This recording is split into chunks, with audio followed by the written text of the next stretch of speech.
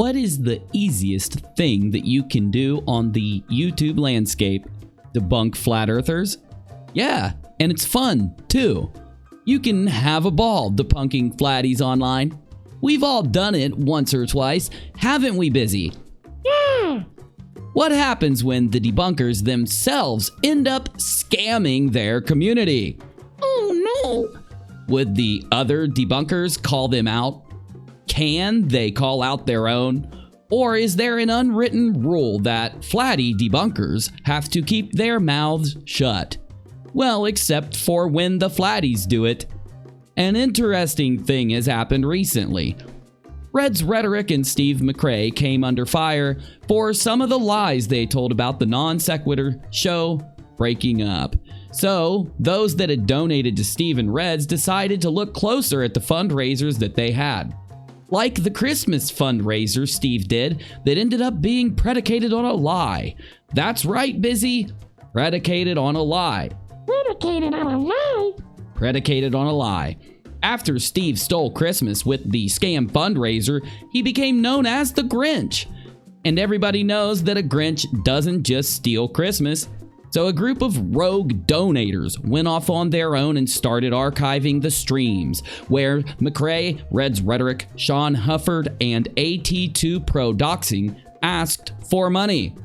They added that money up, kept track of whether or not they kept their word with what they took the money for, and people started thinking, is it okay that this very small group of creators have asked their community for over $100,000 in the last few months? Is it okay that out of that $100,000, the fundraisers earned somewhere around $50,000?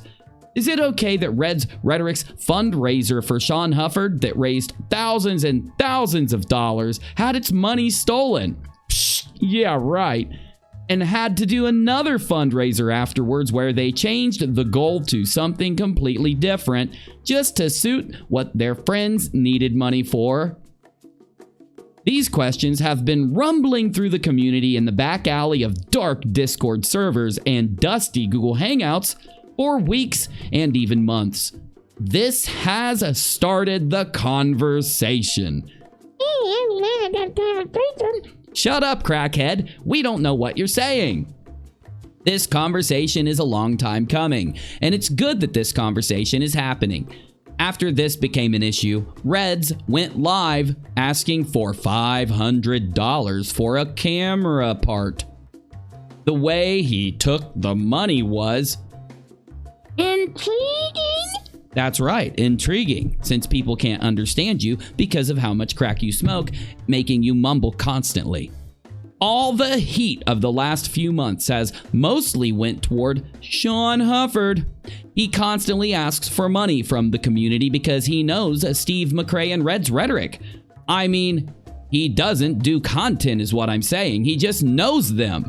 At any given time, he's running a collection that continues through the months, but then we'll have campaigns that are pushed on different channels in the community to take in upwards of thousands of dollars at a time while still having the long-running campaign going.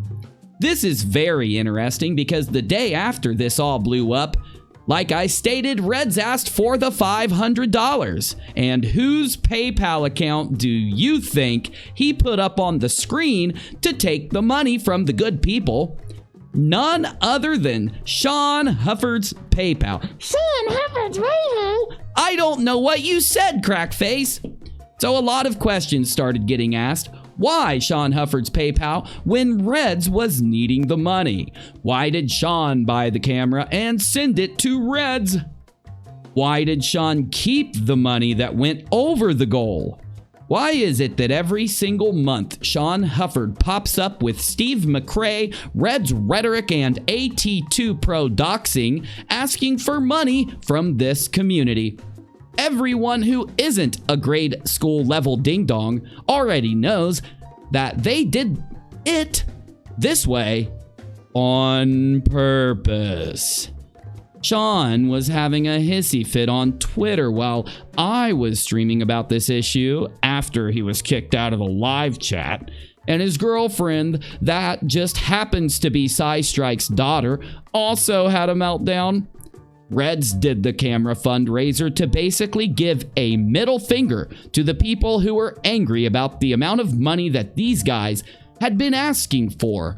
Reds trolled those people who had donated that were asking these questions. A total of $100,000 requested and easily $50,000 gained from this group. And if these campaigns are on the up and up, why can't they answer the community's issues instead of trolling and running kiddie games?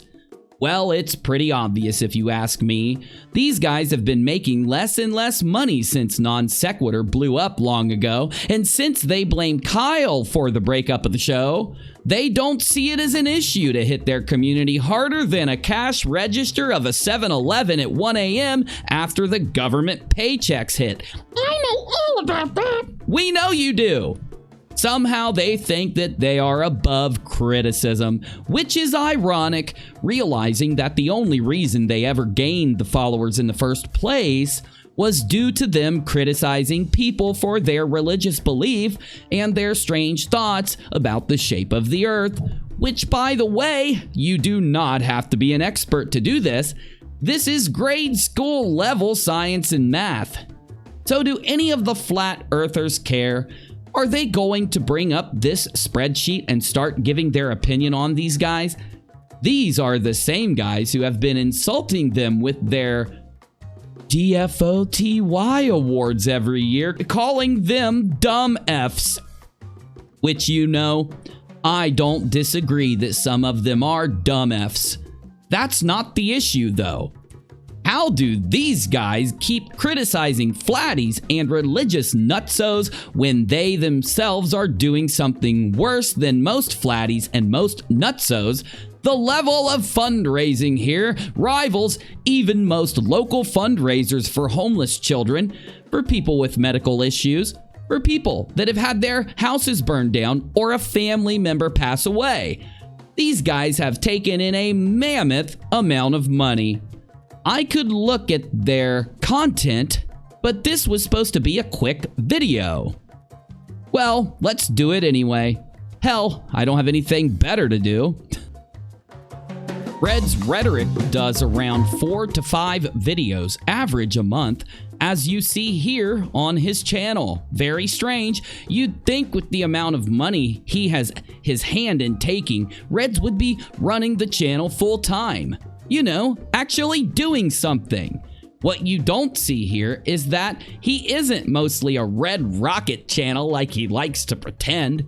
He unlists legions of drama-based streams where he shuts the door to anyone but his best buddies to come in, pokes and prods like he's better than everybody else while holding his hand out with a violin playing a sob story in about every other one.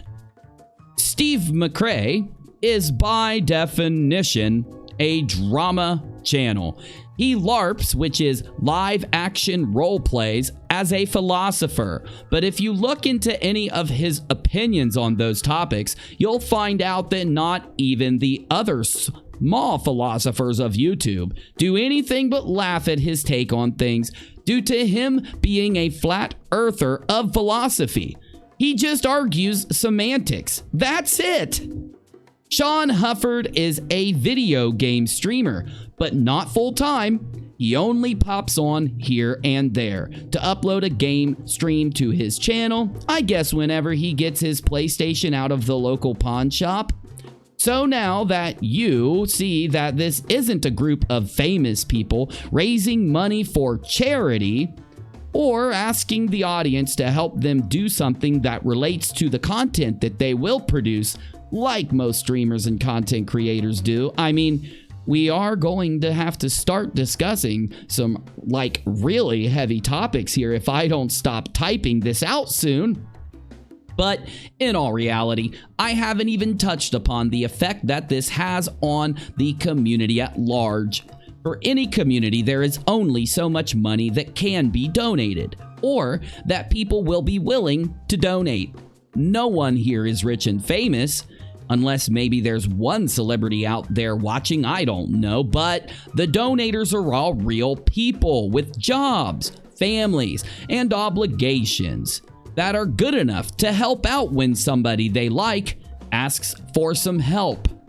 Factoring in the massive amount that Reds, Steve, and Shawn have asked for, and the massive amount they received, let alone what they make from regular donations and revenue, it saps the community for any time an emergency may come up, or some legit event happens that needs a fundraiser and is in the community around these scammers. Also, the more that they ask, the more it turns people away from donating in the end. If it is frivolous or handled poorly, and the recent camera mount troll fundraiser held by Reds was all of these things wrapped up in a pretty red bow, the people that watch these videos are smart. They are fine with content that has a focus on learning, and most times complicated topics. People notice when they see this kind of thing being abused like it has, and whether they mean to or not, it carries over onto the people that are around or work with or stream with these scammers. There isn't much of an argument to explain any of this. This is probably why they bring in one of their pals, AT2 Pro Doxing, to host most of the fundraisers. That way, if shit hits the philosophical fan, they can blame him. He does have a reputation of being a serial scammer, so in the end, what is my point? Well, this graph was done by people that have donated to these guys for years. They did it because they thought these guys were honest and upfront. A lot of people don't log into YouTube every day, and they don't have the time to check on whether or not these guys just ran a fundraiser on SciStrike's channel one day and on AT2 Pro Doxing's the next, before quickly running one on Red's channel and then bouncing over to McRae's. The viewers simply are just scrolling down a list of videos aggregated to them through the YouTube algorithm and seeing that someone they check in on here and there are having a fundraiser. And they click in, donate a bit, and click out. Now that the community has started asking these questions, and instead of answering them, these ding-dongs have dodged these questions and played silly troll games. It is more than past the time for us to start considering the evidence, the same way that they would if this information had come out about a flat earther. To ask the relevant questions with the same fire and criticism that we would for a flat earther that was doing this. And demand the answers, the proof, and the reasoning for why that this is acceptable, and why these guys are just scamming their community after the trend that they had surfed on for so long started to die down. Every Flat Earth channel that has bumped into these scammers should talk about this if they're smart. Every debunker that has ever said anything about a Flattie doing this kind of thing now is bound to talk about this or be exposed as complicit. And if these guys are what they present themselves to be, they would not only step up to the plate and to go through every fundraiser and discuss it, but also show the proof that they spent the money on what they promised that they did. Because I'm sorry to say this, y'all, even if one of these fundraisers turned out to be fraudulent, that would be more than enough to make them worse than the people that they criticize. Hell, I don't know what I'm even saying. The sheer amount of money that these guys ask for repeatedly over and over already has done that. Man, I wish I had that kind of money, UNIRock. I would have a lot of crap. You would, Busy. You would. I want some crack. I just need the crack.